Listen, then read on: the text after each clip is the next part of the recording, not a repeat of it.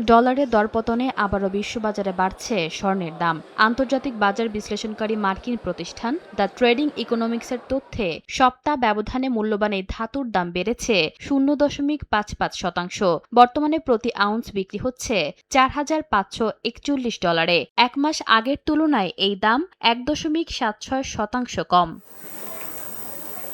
স্বর্ণের দাপটের মধ্যে কমেছে রূপার দাম। সপ্তাহ ব্যবধানে আউন্স প্রতি 0.14% কমে প্রতি আউন্স রূপা বিক্রি হচ্ছে $75.24।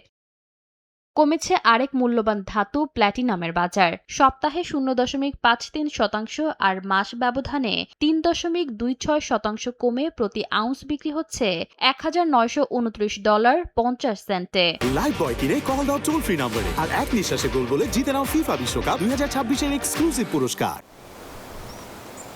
সেমিকন্ডাক্টর ও সোলার প্যানেল তৈরির প্রধান কাঁচামাল সিলিকনের বাজারে অস্থিরতা কাটছেই না। চাহিদার তুলনায় যোগান বেশি থাকায় সিলিকনের দাম নেমেছে $8,415। মাস ব্যবধানে কমেছে প্রায় 2.04%।